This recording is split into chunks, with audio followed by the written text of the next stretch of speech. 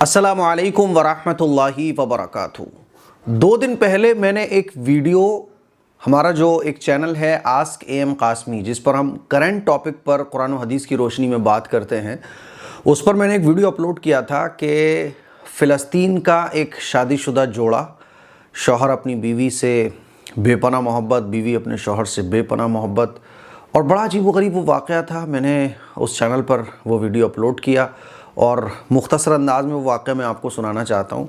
फिर एक बड़ा अहम शरई मसला मैं आप लोगों को समझाऊँगा। मुझे ऐसा लगता है कि हमारे मुसलमानों में बड़ी तादाद इस मसले को सही से जानती नहीं है, समझती नहीं है। इसीलिए इस तरह के कमेंट्स उस वीडियो के कमेंट बॉक्स में मुझे पढ़ने को मिले, देखने को मिले। मुख्तसर वाक़या ये है कि 23 साल पहले एक फ़लस्तीनियन आदमी जो है ना, वो इज़राइल की क़ैद में चला गया और उसको फांसी की सज़ा सुना दी गई। उसको अपनी बीवी का ख़याल आया कि मैं यहाँ क़ैद हूँ और छुटकारे कब मैं छूटूँगा कुछ पता नहीं है, और आखिर में अब मुझे फांसी की सज़ा भी हो गई है। तो उसने अपनी बीवी को डिवोर्स दे दी। बीवी को जब डिवोर्स का लेटर मिला तो बीवी ने ये सोचा कि नहीं, मैं अपने शौहर का आखिरी वक्त तक इंतज़ार करूँगी, जब तक अनाउंस नहीं हो जाएगा इज़राइली गवर्नमेंट की तरफ से कि मेरा शौहर अब इस दुनिया में नहीं है, तब मैं कुछ सोचूंगी, लेकिन मैं अपने शौहर का इंतज़ार करूंगी। इधर शौहर ने डिवोर्स इसलिए दी क्योंकि छूटने का अब कुछ पता नहीं है कि मैं कब छूटूंगा, तो मेरी वजह से इस लड़की की ज़िंदगी बर्बाद क्यों हो। नई नई शादी हुई थी, तो उसने डिवोर्स इसलिए दी कि ताकि तुम अपनी ज़िंदगी गुजार लो, मेरे चक्कर में ना पड़ो, अब तो मैं क़ैद में आ गया हूँ, कुछ पता नहीं है। फांसी की सज़ा हुई और अल्लाह का करना ये हुआ कि इसको फांसी नहीं हो पाई, और 23 साल ये शख्स अकरम अबू बकर जेल में रहा।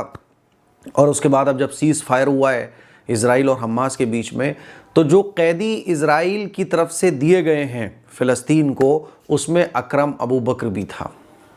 और इधर इसकी जो बीवी थी, जो आखिरी वक्त तक इसका इंतज़ार कर रही थी, जब इसको खबर मिली कि अकरम अबू बकर आने वाला है, 23 साल तक ये इंतज़ार कर रही थी, क्योंकि इसको पता था कि वो जेल में है और अभी फांसी नहीं हुई है। तो आखिरी उम्मीद उसको थी अल्लाह की ज़ात से और मोहब्बत थी, तो इसने 23 साल का अरसा गुजार दिया अपने शौहर के इंतज़ार में।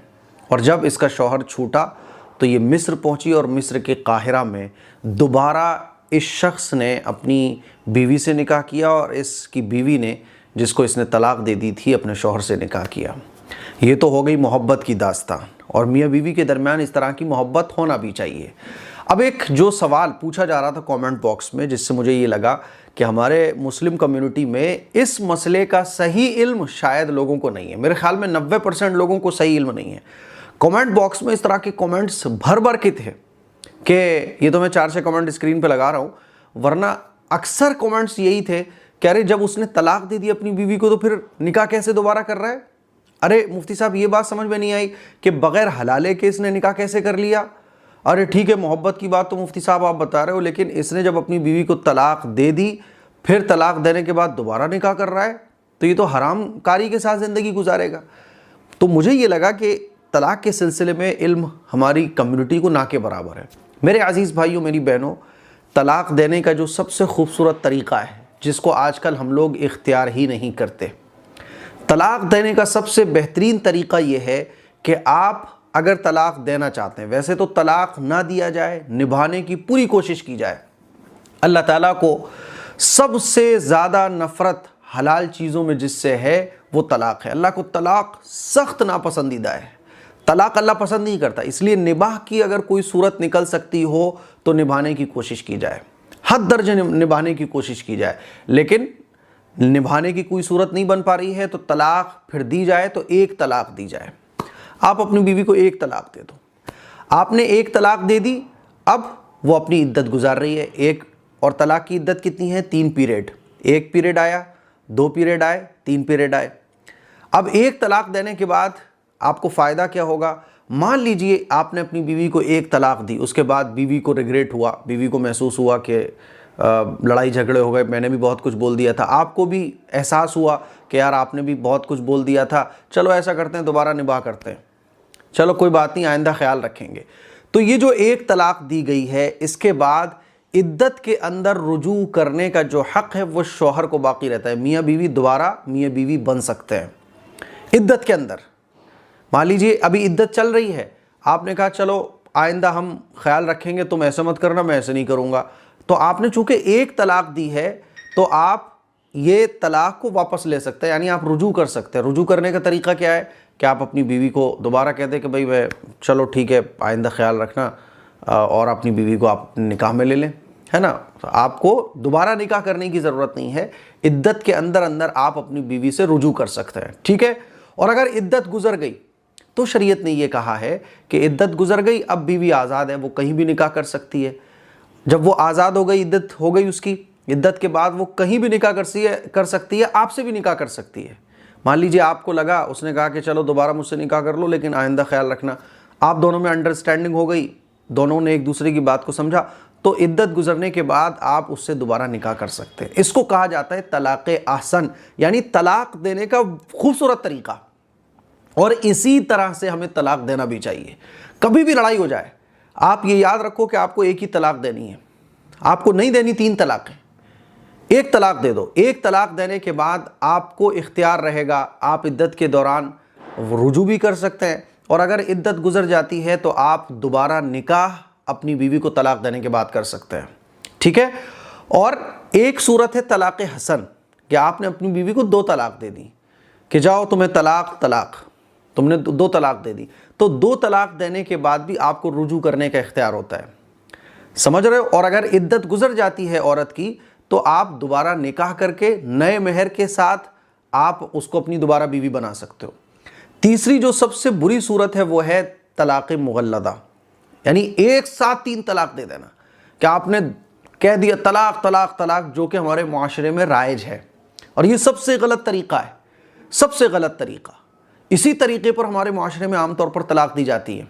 फॉरेन कंट्रीज़ में, दूसरे मुल्कों में, चूँकि लोग एजुकेटेड होते हैं, लोग दीन के, दुनिया के इल्म से वाकिफ़ होते हैं, वो गुस्से में अपने आपा नहीं खोते, तो वो तलाक 1 देंगे या 2 देंगे ताकि बीवी को वापस लेने का इख्तियार रहे।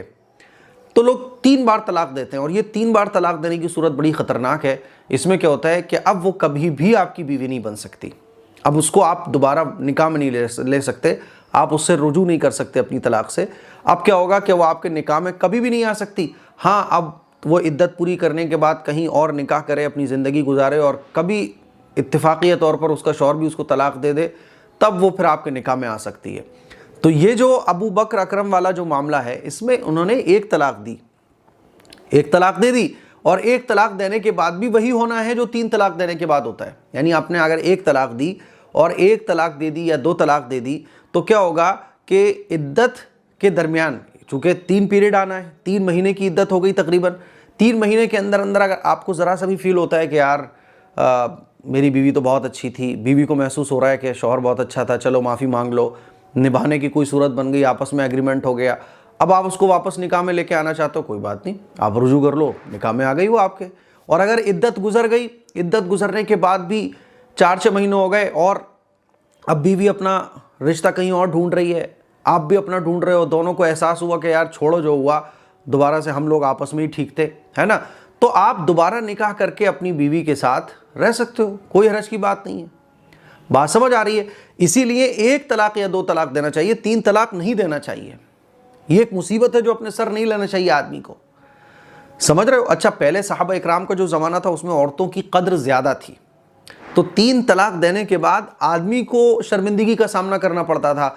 लेकिन आजकल हमारे मुआशरे में बेवाओं से कोई शादी नहीं करता, और शादी का निज़ाम इतना ख़राब हो चुका है, तो औरतों के लिए शर्मिंदगी का ज़रिया बन गया है, मुआशरे के लिए शर्मिंदगी का ज़रिया बन गया है। फिर उसमें हम हलाले का और कॉन्सेप्ट ले आए, हालांकि जो हलाला हमारे मुआशरे में राइज है, ये तो इंतहाई दर्जे की बदतरीन चीज़ है।